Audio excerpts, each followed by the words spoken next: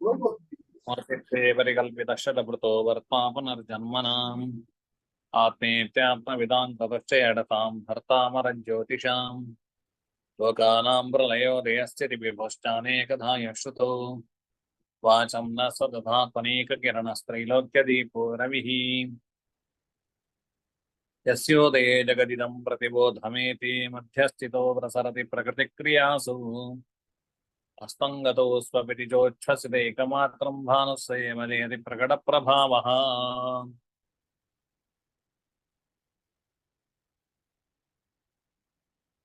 ನಿನ್ನೆ ಲಗ್ನ ಮಾಡುವ ಕ್ರಮವನ್ನ ನಾವು ಗಮನಿಸಿದ್ದೇವೆ.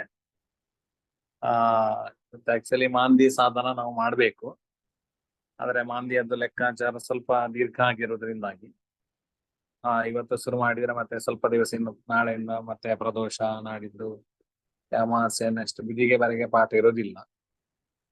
ಆದ್ರಿಂದಾಗಿ ಇವತ್ತು ಲಗ್ನದ ಬಗ್ಗೆ ನಿಮಗೆ ಯಾರಿಗಾದ್ರೂ ಸಂಶಯಗಳಿದ್ರೆ ಇನ್ನೊಂದು ಲೆಕ್ಕಾಚಾರ ಮಾಡಿಕೊಂಡು ಮುಂದುವರಿಯುವ. ಈಗ ಲಗ್ನದ ಬಗ್ಗೆ ಯಾರಿಗಾದ್ರೆ ಏನಾದ್ರೂ ಸಂಶಯಗಳಿದೆಯಾ? ಗುರುಗಳೇ, ನೆನ್ನೆದು ಒಂದ್ಸತಿ ರಿವೈಸ್ ಮಾಡ್ತೀರಾ ಗುರುಗಳೇ? 8:15 ನೆನ್ನೆ ನೀವು ಕೊಟ್ಟಿದ್ದು. ನೀವೇ ಮಾಡ್ಬೇಕೀಗ ಲೆಕ್ಕಾಚಾರ.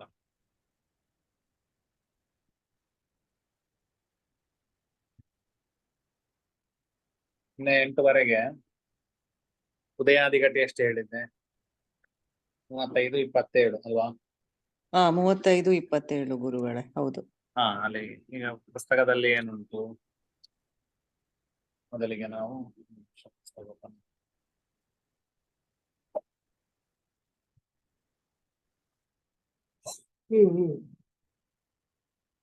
ಮೊದಲಿಗೆ ಸೌರ ಮಾಸ ಯಾವುದು ಅಂತ ಕಂಡುಹಿಡಿಬೇಕಲ್ವಾ? ಸೌರ ಮಾಸ ಯಾವುದು? ಕನ್ಯಾಮಾಸ. ಕನ್ಯಾಮಾಸ ನಡೀತಾ ಇದೆ. ಕನ್ಯಾಮಾಸದಲ್ಲಿ ಒಟ್ಟು ಎಷ್ಟು ದಿವಸಗಳು? 31. ಇವತ್ತಿಗೆ ನಿನ್ನೆಗೆ 11 ದಿವಸ ಹೋಗಿದೆ. ಎಷ್ಟು ದಿವಸ ಉಳಿಯಿತು? 20. ಸರಿ, ಇದು ಈಗ ಒಂದು ಲೆಕ್ಕಾಚಾರ ನಮಗೆ ಇಟ್ಕೊಂಡಿರ್ಬೇಕು. ಮುಂದೆ ನಾವು ತ್ರೈರಾಶಿಕ ಮಾಡುವಂತ ಕ್ರಮ ಹೇಗೆ ಅಂತೇಳಿ, ಉದಯ ಪರ ರಾಶಿಯ ಪ್ರಮಾಣವನ್ನು ನಾವು ಕಂಡುಹಿಡಬೇಕು. ಈಗ ಮೊದಲಿಗೆ ಅದು ಗೊತ್ತಾದ್ರೆ ನಮಗೆ ಲಗ್ನ ಕಂಡುಹಿಡಲಿಕ್ಕೆ ಉದಯಾತ್ ಪರ ಅಂತ ಹೇಳುವಂತದ್ದು ಒಂದು ಬೇಕಾಗ್ತದೆ. ಉದಯಾತ್ ಪರ ಅಂತೇಳಿ ಹೇಳಿದ್ರೆ ಏನು ಅಂತೇಳಿ ಹೇಳಿದ್ರೆ, ಸಾಮಾನ್ಯ ಒಂದೊಂದು ಲಗ್ನಗಳ ಪ್ರಮಾಣ ಅಂತೇಳಿ ಇರ್ತದೆ. ಲಗ್ನಗಳ ಪ್ರಮಾಣಗಳು ನಾವು ನೋಡಿದ್ದೇವಲ್ಲ ಮೊನ್ನೆ. ಮೇಷ ಎಷ್ಟು ಪ್ರಮಾಣ? ಮೇಷದ್ದು 4 ಗಳಿಗೆ 30 ವಿಗಳಿಗೆ. 4 ಗಳಿಗೆ 30 ವಿಗಳಿಗೆ. ಸಾಮಾನ್ಯ ಒಂದು ದಿವಸಕ್ಕೆ ಎಷ್ಟು ಗಳಿಗೆ ಇರ್ತದೆ? 60. ಒಂದು ದಿವಸಕ್ಕೆ 60 ಗಳಿಗೆ. ಸಾಮಾನ್ಯ ನಮಗೆ 12 ಲಗ್ನಗಳು ಒಂದು ದಿವಸಕ್ಕೆ ಬರ್ತದೆ ಅಲ್ವಾ? ಎಲ್ಲ ರಾಶಿಗಳು ಕೂಡ ಒಂದು ದಿವಸದಲ್ಲಿ ಲಗ್ನಗಳಾಗಿ ಬಂದು ಹೋಗ್ತದೆ ಅಲ್ವಾ? ಹೌದು. ಹಾಗಿದ್ರೆ 60ಅನ್ನ 12 ವಿಭಾಗ ಮಾಡಿದಾಗ ಎಷ್ಟಾಗ್ತದೆ? 5. ಆಲ್ಮೋಸ್ಟ್ 5. ಒಂದೊಂದು ರಾಶಿಗಳಿಗೆ ಸಾಮಾನ್ಯವಾಗಿ ನಮ್ಗೆ 5 ಸಿಗ್ತದೆ. ಅದರ ಸೂಕ್ಷ್ಮ ಲೆಕ್ಕಾಚಾರ ಇದು ನಮಗೆ. ಕೆಲವು ರಾಶಿಗಳು 4:30, ಕೆಲವು ರಾಶಿಗಳು 5:30 ಅಂತ ಆ ಕಡೆ ಈ ಕಡೆ ಎಲ್ಲ ಇರ್ತದೆ. ಅದು ನಾವು ಮೊನ್ನೆ ನೋಡಿದ್ದೇವೆ ಅಲ್ವಾ? ಹೌದು ಗುರು. ಇದಿಷ್ಟೀಗ ನೀವು ಅರ್ಥ ಮಾಡಿಕೊಡ್ಬೇಕು. ಈಗ ಒಂದು ರಾಶಿ ಅಂತ ಹೇಳಿದ್ರೆ, ಈಗ ಕನ್ಯಾ ಮಾಸ ಅಂತ ಹೇಳಿ ಇಟ್ಟಾಗ, ಕನ್ಯಾ ಮಾಸದಲ್ಲಿ ಸಾಮಾನ್ಯವಾಗಿ 30 ದಿನ ಅಂತ ಹೇಳಿ ಇಟ್ಕೊಳ್ಳು. ಈಗ ಅದರದ್ದು ನಾನು 31 ದಿನ ಮತ್ತೆ ತಗೊಳ್ತೇನೆ. ಯಾವ್ದೊಂದು ಮಾಸದಲ್ಲಿ 30 ದಿವಸ ಇದೆ ಅಂತ ಹೇಳಿ ತಿಳ್ಕೊಳ್ಳೋಣ. 30 ದಿವಸಕ್ಕೆ ಸಾಮಾನ್ಯವಾಗಿ 5 ಗಳಿಗೆಯನ್ನು ನಾವು ತೆಗಿಬೇಕು. ಹಾಗಿದ್ರೆ ಏನ್ ಮಾಡ್ಬೇಕು? 5 ದಿವಸ 5 ಗಳಿಗೆ ಅಂತ ಹೇಳಿದ್ರೆ ಎಷ್ಟು ವಿಗಳಿಗೆ? 60 ಅಲ್ಲ 300. 300 ವಿಗಳಿಗೆ. 30 ದಿವಸಕ್ಕೆ 300 ವಿಗಳಿಗೆ ಆದ್ರೆ 10 ದಿವಸಕ್ಕೆ ಎಷ್ಟು? 100 ವಿಗಳಿಗೆ ಆಗ್ತದಲ್ವಾ? ಹೌದು. ಇದೇ ನಾವು ಕಂಡುಹಿಡಿಯಲಿಕ್ಕೆ ಇರುವಂತದ್ದು. ಅಂದ್ರೆ ಈ 100 ವಿಗಳಿಗೆಯನ್ನ ಗಳಿಗೆ ಮಾಡಿ ಎಷ್ಟಾಗ್ತದೆ? 100 ವಿಗಳಿಗೆ 60ಅಲ್ಲಿ ಒಂದು ಗಳಿಗೆ 40 ವಿಗಳಿಗೆ. ಸರಿ, 1 ಗಳಿಗೆ 40 ವಿಗಳಿಗೆ ಅಂತ ಬಂತಲ್ಲ? ಹೌದು. ಇದು ನಾನು ಯಾವಾಗ ಹೇಳಿದ್ನಲ್ಲ ಆ ಈ ರಾಶಿಯ ಉದಯಾತ್ ಪರ ಅಂತ ಇದನ್ನ ಕರೀತೇವೆ ನಾವು. ಹಾ ಉದಯಾತ್ ಪರ ಅಂತೇಳಿ ಹೇಳಿದ್ರೆ ಅದು ಹಾ. ಗತಿಸಿರುವಂತ ಗಳಿಗೆ, ಹಾ ಅರ್ಥಾತ್ ಒಂದು ರಾಶಿ ಸಾಮಾನ್ಯ 55 ಗಳಿಗೆ ಗತಿಸ್ಬೇಕು. ಈಗ ನಮಗೆ ಮೇಷರಾಶಿ ಅಂತ ಹೇಳಿದ್ರೆ ಮೇಷ ಮಾಸದಲ್ಲಿ 4 ಗಳಿಗೆ 30 ಗಳಿಗೆ ಗತಿಸ್ಬೇಕು, ಅಂದ್ರೆ ಹೋಗ್ತಾ ಇರ್ತದೆ.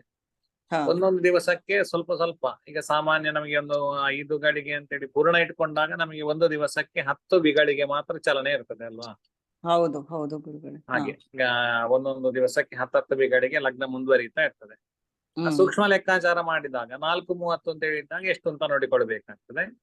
ಹಾ ಈ ನೋಡಿಕೊಳ್ಳುವಂತದ್ದು ನಮಗೆ ಎಷ್ಟು ಸಮಯಕ್ಕೆ ಎಷ್ಟು ಹೋಗಿದೆ, ನಾವು ದಿವಸ ಯಾವುದು ಇಷ್ಟ ದಿವಸ ಅಂತ ನಾವು ಮಗ ಹುಟ್ಟಿದ ದಿವಸ ಉಂಟಲ್ಲ, ಹಾ ಆ ಮಾಸಕ್ಕೆ ಈಗ 4 ಗಳಿಗೆ 30 ವಿಗಳಿಗೆ ಅಂತ ಹೇಳುವಂತದ್ದು ಮೇಷರಾಶಿಯ ಪೂರ್ಣ ಪ್ರಮಾಣ.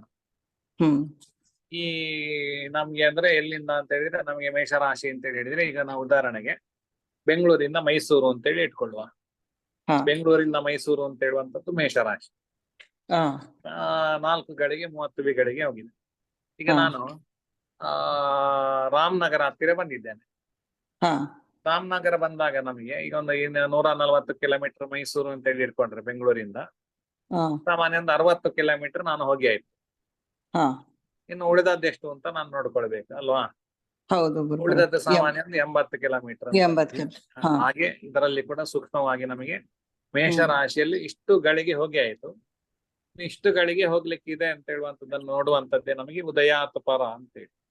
ಹಾ ಈ ಕೆಲವು ಲೆಕ್ಕಾಚಾರದಲ್ಲಿ ನಮಗೆ ಉದಯಾತ್ ಪರ, ಹಾ ಮತ್ತೆ ಕೆಲವು ಲೆಕ್ಕಾಚಾರದಲ್ಲಿ ಈಗ ನಾನು ಹೇಳಿಲ್ಲ ಯಾವ್ದು. ಈಗ ಉದಯಾತ್ ಪರ ಮಾತ್ರ ನಮಗೆ ನೋಡುವಂತ ಈಗ ಸುಲಭ ಉಂಟು, ಇವರ ಹೇಳಿದ ಲೆಕ್ಕಾಚಾರ ಸುಲಭ ಉಂಟು. ಅದರಿಂದಾಗಿ ಉದಯಾತ್ ಹಾ. ಪರ ಅಂತ ಹೇಳುವಂತದ್ದೇ ಸಾಕಾಗ್ತದೆ. ಹಾ ಉದಯಾತ್ ಪರ ಅಂತ ಹೇಳುವಂತದ್ದು ಮತ್ತೆ ಅದರ ಮುಂದಕ್ಕೆ ಬೇರೆ ಲೆಕ್ಕಾಚಾರ ಬಂದಾಗ ತಿಳಿಸ್ತೇನೆ ನಿಮಗೆ ಬೇಕಾದ್ರೆ. ಹಾ ಈಗ ನಾವು ಇಷ್ಟು ತಿಳ್ಕೊಂಡ್ರೆ ಸಾಕು ಉದಯಾತ್ ಪರ ಅಂತ. ಹಾ ಇಲ್ಲಿ ಕನ್ಯಾ ಮಾಸದಲ್ಲಿ ಈಗ ಬರುವ ಕನ್ಯಾ ಮಾಸದಲ್ಲಿ 31 ದಿವಸ ಇದೆ. ಹಾ. ಆ 31 ದಿವಸದ ಟೋಟಲಿ ಪ್ರಮಾಣ ಎಷ್ಟು?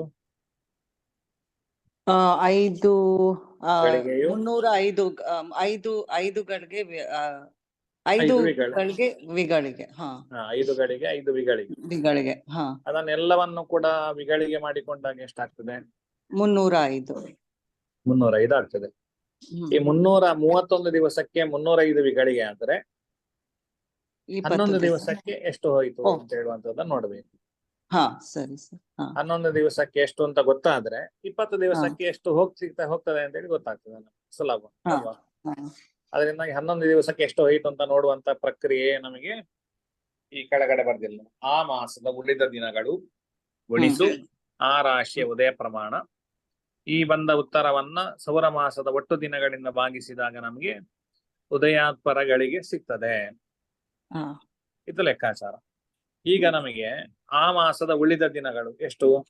20 ಗುಣಿಸು 305. 305 ಎಷ್ಟು ಉತ್ತರ ಬರ್ತದೆ? 6100. 6100. 6100 ಅಲ್ವಾ? ಇದು ಸರಿ ಬಂತಲ್ವಾ? ಹೌದು. 6100 ಬಂದ್ಮೇಲೆ ಇದನ್ನ ನಾವು ಸೌರ ಮಾಸದ ಒಟ್ಟು ದಿನಗಳಿಂದ ಭಾಗಿಸ್ಬೇಕು. 31. 31 ಭಾಗಿಸು 6100 ಎಷ್ಟು? 196 ಬಂತು. 196. ಸರಿ, ನಿನ್ನೆ ಅಷ್ಟೇ ಬಂದಿತ್ತಲ್ಲ 196. ಹಾ 196 ಮತ್ತೆ ಸ್ವಲ್ಪ ಶೇಷ ಉಳಿದಿತ್ತಲ್ವಾ? 24 ಉಳಿದಿತ್ತು ಗುರುಗಳೇ. ಸರಿ ಸರಿ, 196 ಅಂತ ಉಳಿದಿದೆ. 196 ಅಂತ ಲೆಕ್ಕಾಚಾರ ಮಾಡಿ 196 ಸಲ ಹೋಗ್ತದೆ. ಈ 196 ನೀವು ಗಳಿಗೆ ವಿಗಳಿಗೆ ಮಾಡಿಕೊಳ್ಳಿ.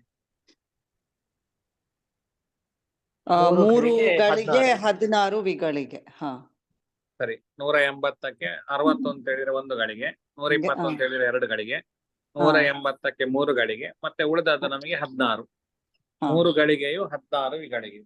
ಅರ್ಥಾತ್ ಕನ್ಯಾ ರಾಶಿಯಲ್ಲಿ ನಿನ್ನೆಯ ದಿವಸ ಉದಯಾತ್ ಪರ ಅಂತ ಹೇಳುವಂತದ್ದು ನಮಗೆ 3 ಗಳಿಗೆ 16 ವಿಗಳಿಗೆ. ಇದು ಉದಯಾತ್ ಪರ ಅಂತ ಹೇಳಿ. ಈ 3, 16 ನಮಗೆ ನಿಮಗೆ ಇನ್ನೊಂದು ಸುಲಭದಲ್ಲಿ ಗೊತ್ತಾಗಬೇಕಾದ್ರೆ 5 ಗಳಿಗೆ 5 ವಿಗಳಿಗೆಯಿಂದ 3, 16 ತೆಗೀರಿ. ಎಷ್ಟು ಬಂತು ಉತ್ತರ?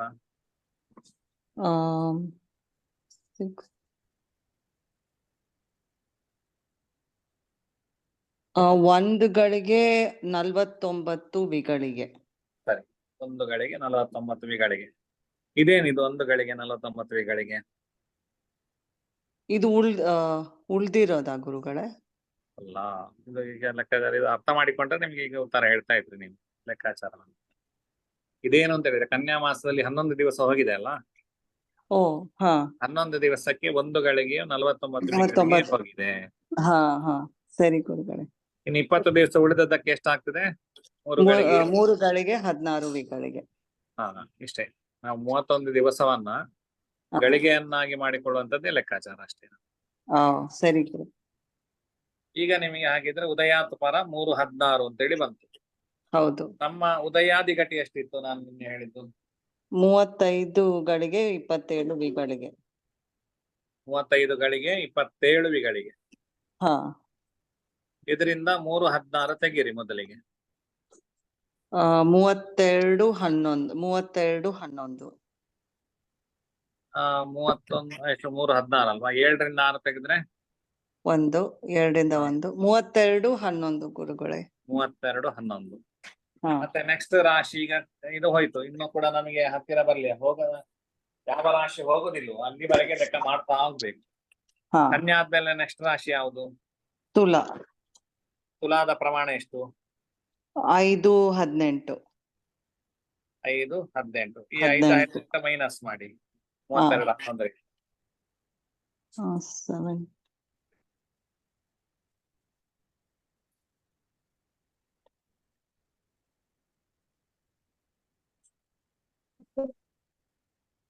ಆ 26 53. ಸರಿ, 26 53. 53. ಹಾ. ನೆಕ್ಸ್ಟ್ ರಾಶಿ ಯಾವುದು? ನೆಕ್ಸ್ಟ್ ರಾಶಿ ವೃಶ್ಚಿಕ. 5 31. 5 31. ಇದನ್ನು ಮೈನಸ್ ಮಾಡಿ 21 22. 21 22 ಅಲ್ವಾ? ಹೌದು. ಇದು ಕೂಡ ಇನ್ನು ನೆಕ್ಸ್ಟ್ ರಾಶಿ ಯಾವುದು? ಧನು. 5 19. ಅದೇ 5 19ಕ್ಕಿಂತ ಇಲ್ಲಿ ಜಾಸ್ತಿ ಉಂಟಲ್ಲ, ಅದರಿಂದಾಗಿ ಅದನ್ನು ತೆಗೆಯುದು. ಎಷ್ಟರವರೆಗೆ ತೆಗಿಲಿಕ್ಕೆ ಆಗ್ತದೋ ಅಷ್ಟರವರೆಗೆ ತೆಗಿತಾ ಹೋಗುದು. 5 19 ತೆಗೀರಿ. 12ರಿಂದ 9 ತೆಗೆದ್ರೆ 3 0. 18 3. 18 3. 18 3. 18 3. 5 19 16 3 ಬರ್ತದೆ. 16 3. 16 3 ಗುರುಗಳೇ. 16 3 ಸಾರಿ. 16 3. ಹಾ. 16 3 ಆದ್ಮೇಲೆ ನೆಕ್ಸ್ಟ್ ಯಾವ ರಾಶಿ? ಮಕರ. 4 44. ಅದನ್ನ ತೆಗೀರಿ.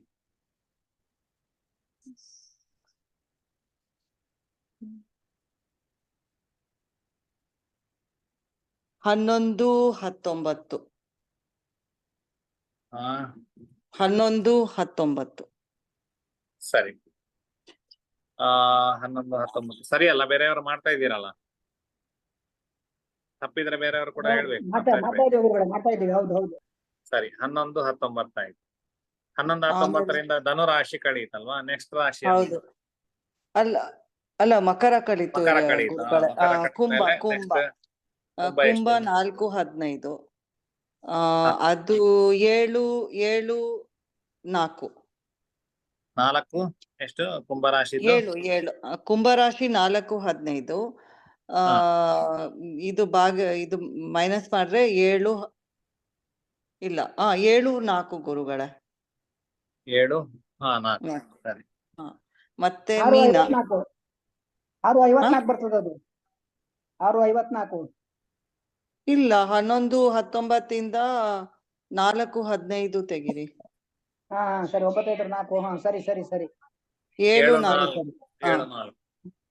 ಮತ್ತೆ ಮೀನ 4 9. ಅದು 2 ಗಳಿಗೆ 55 ವಿಗಳಿಗೆ ಗುರುಗಳೇ.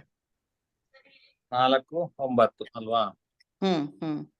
4 9 ತೆಗಿಬೇಕು. 4ರಿಂದ 9 ತೆಗಿಲಿಕ್ಕೆ ಆಗುದಿಲ್ಲ ಅಲ್ವಾ? 64ರಿಂದ 9 ತೆಗೆದ್ರೆ 55 ಗುರುಗಳೇ. 6ರಿಂದ 4 ತೆಗೆದ್ರೆ 2. ಸರಿ. ನೆಕ್ಸ್ಟ್ ರಾಶಿ ಯಾವುದು? ನೆಕ್ಸ್ಟ್ ಮೇಷ 4 30. ಸೊ ಹೋಗಲ್ಲ ಅದು. ಹೋಗಲ್ಲ. ಅದರಿಂದಾಗಿ ನಮಗೆ ಲಗ್ನ ಯಾವುದಂತ ಸಿಕ್ಕಿ ಆಯ್ತು. ಲಗ್ನ ಯಾವ್ದು ಹೋಗಲ್ವೋ ಅದು ಮಗು ಹುಟ್ಟಿದ ಲಗ್ನ ಅಂತ. ಹಾ ನಿನ್ನೆ ಸರಿ. ನಮ್ಗೆ ರಾತ್ರಿ 8:30ಗೆ ಮಗು ಹುಟ್ಟಿದ್ರೆ ಅದರ ಲಗ್ನ ಮೇಷ ಲಗ್ನ ಆಗಿರ್ತದೆ. ಹಾ ಎಲ್ಲ ಪ್ರಶ್ನೆಯಲ್ಲೇ ಆಗ್ಲಿ ಯಾವುದೇ ಆಗ್ಲಿ ಇಷ್ಟ ಸಮಯ ನೋಡಿಕೊಂಡು ಹೀಗೆ ಲೆಕ್ಕಾಚಾರ ಮಾಡ್ತಾ ಹೋಗ್ಬೇಕಾಗ್ತದೆ. ಆಯ್ತಾ? ಹಾ ಹೌದು, ಆಯ್ತು ಗುರುಗಳೇ, ಅರ್ಥ ಆಯ್ತು. ಮೇಷ ಲಗ್ನ ಅಂತ ಸಿಕ್ಕಿದ್ದು. ಹಾ ಇನ್ನು ಮೇಷ ಲಗ್ನ ಅಂತ ಸಿಕ್ಕಿದ್ರೆ ಮಾತ್ರ ಪ್ರಯೋಜನ ಇಲ್ಲ. ಅದರ ನವಾಂಶ ಯಾವುದು ಅಂತ ಕಂಡು ಹಿಡಿಬೇಕು. ಮೇಷ ಲಗ್ನದ ಎಷ್ಟೇ ನವಾಂಶಕದಲ್ಲಿ ಲಗ್ನ ಇತ್ತು ಅಂತ ಹೇಳುವಂತದ್ದು ಬೇಕಾಗ್ತದೆ. ಹಾ ಯಾಕೆ ನಿಮಗೆ ಪ್ರಶ್ನೆಯಲ್ಲಿ 6 ರಾಶಿಗಳು ಅಂತ ನಾವು ನೋಡಿದ್ದೇವಲ್ಲ, ಯಾವುದೆಲ್ಲ ಪ್ರಶ್ನೆ ಚಿಂತನೆಯಲ್ಲಿ 6 ರಾಶಿಗಳು ಅತಿ ಮುಖ್ಯ ಅಂತ ನೋಡಿದ್ದೇವೆ. ಜಾತಕದಲ್ಲಿ ಕೂಡ ನೋಡಿದ್ದೇವೆ 6 ರಾಶಿಗಳು ಮುಖ್ಯ ಅಂತ. ಯಾವುದೆಲ್ಲ ಗೊತ್ತುಂಟಾ? ಅದು ನಿಮಗೆ ಈ ಪಾಠದಲ್ಲಿ ಅಲ್ವಾ? ಸರಿ. ಆರೂಢೋದಯ ಲಗ್ನಾಂಶ ಛತ್ರ ಸ್ಪೃಷ್ಟಾಂಗ ರಾಶಿ ಅಂತ. ಆರೂಢ ಉದಯ ಲಗ್ನಾಂಶಕ ರಾಶಿ ಕೂಡ ಒಂದು ಪ್ರಧಾನವಾದ ಆರೂಢ. ಅದರಿಂದಲೂ ಚಿಂತನೆ ಮಾಡುವಂತ ಕ್ರಮ ಇದೆ. ಅದರಿಂದಾಗಿ ಲಗ್ನದ ನವಾಂಶ ಎಲ್ಲಿ ಬಂತು ಅಂತ ಹೇಳಿ ನಾವು ಕಂಡುಹಿಡಬೇಕು. ಅದಕ್ಕೆ ಏನ್ ಮಾಡ್ಬೇಕು ಅಂತ ಹೇಳಿ ಹೇಳಿದ್ರೆ, ಅಭೀಷ್ಟ ರಾಶಿಯ ಗತಗಳಿಗೆ ವಿಗಳಿಗೆಗಳನ್ನ. ಈಗ ಅಭೀಷ್ಟ ರಾಶಿ ಯಾವುದು ಬಂತು ನಮಗೆ? ಮೇಷ ರಾಶಿ ಬಂತಲ್ವಾ? ಹೌದು. ಯಾವ್ದು ಹೋಗ್ಲಿಲ್ವಾ ಅದು ಅಭೀಷ್ಟ ರಾಶಿ.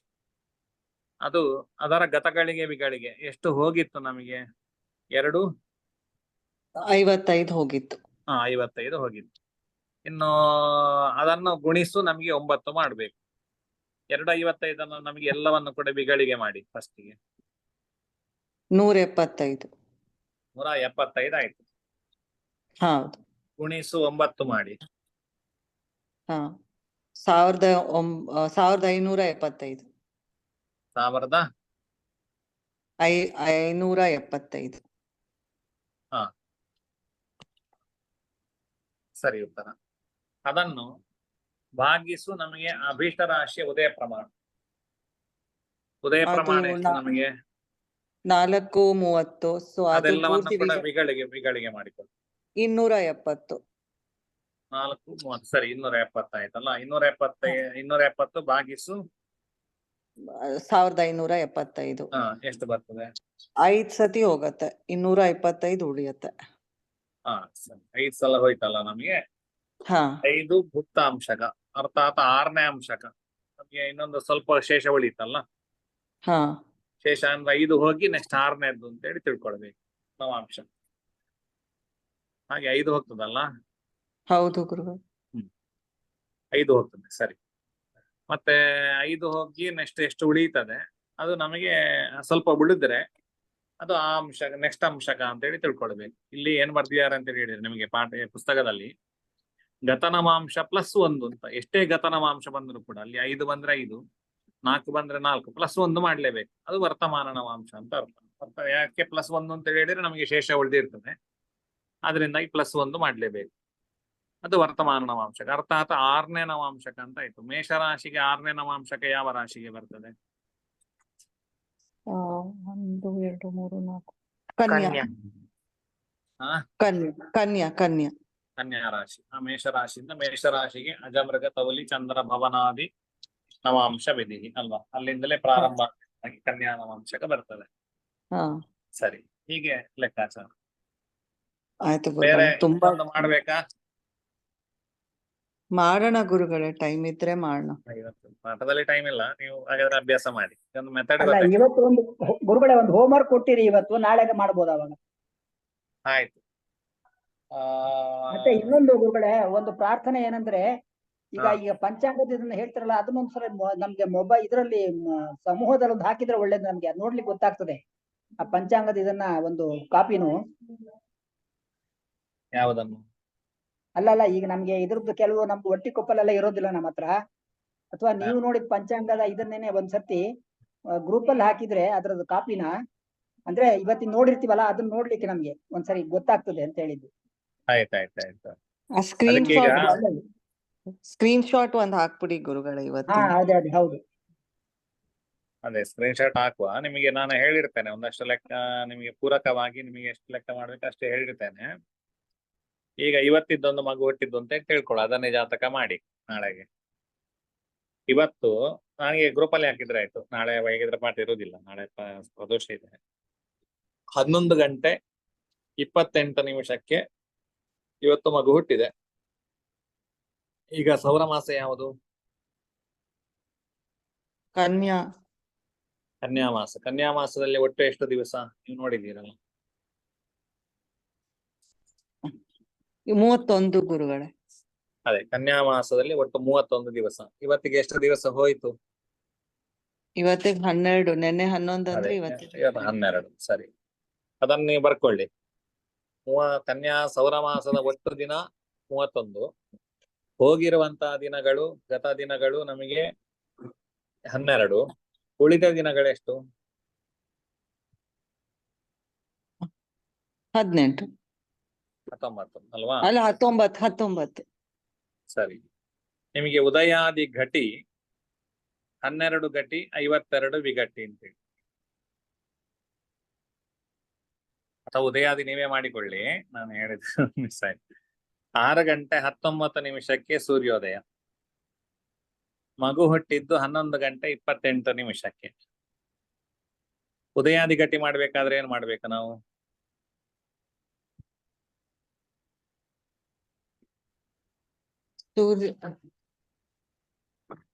ಮಗು ಹುಟ್ಟಿದ ಸಮಯದಿಂದ ಸೂರ್ಯೋದಯವನ್ನ ಕಳಿಬೇಕು. ಹಾ. ಉದಯಾದಿ ಘಟಿ ಕಂಡುಹಿಡಿಯುವ ಕ್ರಮ ನಾವು ನೋಡಿದೆಯಲ್ಲ ಆರಂಭದಲ್ಲಿ.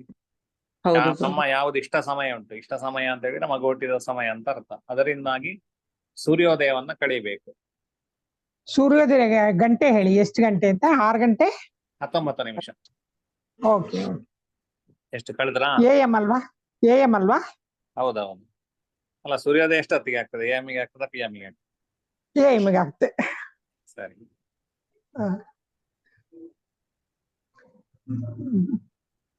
ಉದಯಾದಿ ಗಂಟೆ 5, 9. 9. 5 ಗಳಿಗೆ 9 ವಿಗಳಿಗೆ, 5 ಗಳಿಗೆ 9 ವಿಗಳಿಗೆ. 5 ಗಳಿಗೆ ಅಲ್ಲ, ಅದು ನಾನು ಟೈಮ್ 5 ಹೇಳಿದೆ. ಗಂಟೆ 9 5 ಗಂಟೆ 9 ನಿಮಿಷ. 9 ನಿಮಿಷ ಅಂತ ಆಯ್ತು ಅಲ್ವಾ? ಈ 5 ಗಂಟೆ 9 ನಿಮಿಷವನ್ನ ನೀವು ಗಳಿಗೆ ವಿಗಳಿಗೆ ಮಾಡ್ಬೇಕೀಗ. ಆಯ್ತು, ಹೇಗೆ ಹೀಗೆ ಮಾಡ್ತೀರಿ? ಮಾಡ್ಬೇಕಾ? 2.5 ಪಟ್ಟು ಮಾಡ್ಬೇಕು ಅದನ್ನು.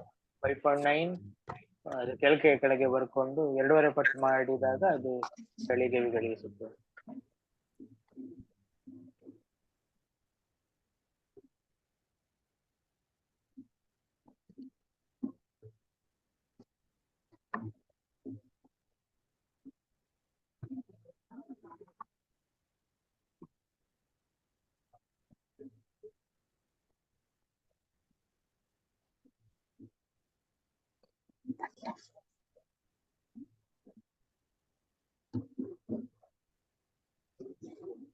ಎಷ್ಟು ಬಂತು? 5 ಗಂಟೆ 9 ನಿಮಿಷವನ್ನ ಗಳಿಗೆ ಮಾಡಿದ್ರೆ ಹೇಗೆ ಮಾಡ್ಬೇಕು? 309. 309. 5 300 ಪ್ಲಸ್ 9. ನೀವು 5 ಗಂಟೆ 9 ನಿಮಿಷವನ್ನ ಗಳಿಗೆ ಗಳಿಗೆ ಮಾಡುದಾದ್ರೆ ಹೇಗೆ ಮಾಡ್ತೀರಿ? 1 ಗಂಟೆ ಅಂತ ಹೇಳಿದ್ರೆ ಎಷ್ಟು ಗಳಿಗೆ? 60. 60 ನಿಮಿಷ. 1 ಗಂಟೆ ಅಂತ ಹೇಳಿದ್ರೆ ಎಷ್ಟು ಗಳಿಗೆ? 2.5 ಗಳಿಗೆ. 2.5 ಗಳಿಗೆ. ಹಾ. ಹಾಗಿದ್ರೆ ಇಲ್ಲಿ ಗಂಟೆಯಲ್ಲಿ ಸಿಕ್ಕಿತ್ತು, ಅದನ್ನು 2.5 ಗುಣಿಸಿದ್ರೆ ಆಯ್ತಷ್ಟೇ. 5 ಗಂಟೆ 9 ನಿಮಿಷವನ್ನು ಗುಣಿಸು 2.5 ಮಾಡಿ. ಅದಕ್ಕೇನು ಮಾಡುದು? ನಾವು ಹಿಂದೆ ನೋಡಿದೆ ಅಲ್ಲ, 5 ಗಂಟೆ 9 ನಿಮಿಷ ಇನ್ನೊಂದು 5 ಗಂಟೆ 9 ನಿಮಿಷ ಮಾಡುದು, ಪ್ಲಸ್ ಮಾಡುದು. ಎಷ್ಟಾಯ್ತು? 9 18. 10 18. 10 18 ಆಯ್ತು. ಅದಕ್ಕೆ ಇನ್ನು 9ರ ಅರ್ಧ ಎಷ್ಟು? 4.5. 4.5. ಅರ್ಧ ಬಿಡುವ, ಆಯ್ತಾ? 4. ಇನ್ನು 5ರ ಅರ್ಧ ಎಷ್ಟು? 11 18. 11 ಗಂಟೆ 5 2.5. 2.5. 5 9 5 9 10 18 ಆಯ್ತಾ? ಅದರಲ್ಲಿ ಕನ್ಫ್ಯೂಸ್ ಇಲ್ಲ. ಇದೆಷ್ಟಾಯ್ತು ನಮಗೆ? 9ರ ಅರ್ಧ ಎಷ್ಟು? 4.5. ಅರ್ಧ ಬಿಡುವ, 4 ಅಂತ ಇಟ್ಕೊಳುವ. 5ರ ಅರ್ಧ 2.5. 2.5 ಅಂತ ಹೇಳಿದ್ರೆ ಎಷ್ಟು? 2 ಗಳಿಗೆ 30 ವಿಗಳಿಗೆ ಅಲ್ವಾ? 30 ವಿಗಳಿಗೆ. ಹೌದು. ಪ್ಲಸ್ 4 ಎಷ್ಟಾಯ್ತು? 4. 4 ವಿಗಳಿಗೆ ಎಷ್ಟಾಯ್ತು? 2 3 4. 2 ಗಳಿಗೆ 34 ಬಿಗಡಿಗೆ ಆಯ್ತು ಅಲ್ವಾ? ಹ್ಮ್ ಇದನ್ನ 10-18ಕ್ಕೆ ಪ್ಲಸ್ ಮಾಡಿ ಎಷ್ಟಾಯ್ತು? 12:52. ನಾನಾಗ ಹೇಳಿದ್ನಲ್ಲ ಉದಯಾದಿಗಟ್ಟಿ 12:52 ಅಂತ. ಸರಿ ಹಾ, ಬಂತಾ? correct. ಪರ್ಫೆಕ್ಟ್ ಗುರುಗಳೇ. ಅವ್ರಿಗೆ ಎಷ್ಟು ಎಕ್ಸ್ಪೀರಿಯನ್ಸ್ ಇದ್ದಾರೆ, ನಾವ್ ಈಗ ಕಲಿತಾ ಇರೋದು. ಯಾವ್ದು? ಇಲ್ಲ ಎಕ್ಸ್ಪೀರಿಯನ್ಸ್ ಅಲ್ಲ. 28.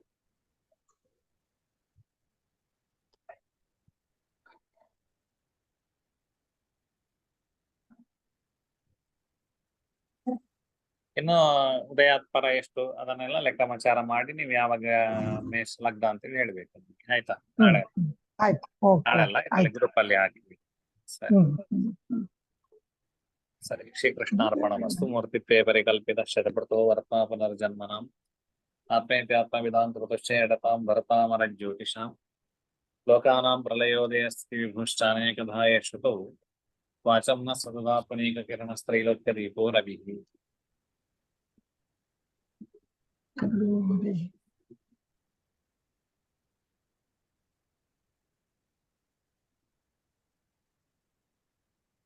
ಬೃಹಜಾತಕ ಪಾಠ ಪ್ರಾರಂಭ ಮಾಡುವಲ್ಲ. ಸೂರ್ಯಾಸ್ತ ಒಂದು ಹೇಳ್ಬಿಡ್ತೀರಾ? ಸೂರ್ಯಾಸ್ತ ಇವತ್ತಿಂದ ಸೂರ್ಯಾಸ್ತ. ಸೂರ್ಯೋದಯ 6:19 ಹೇಳಿದ್ರಿ. ಸೂರ್ಯಾಸ್ತ 6:21.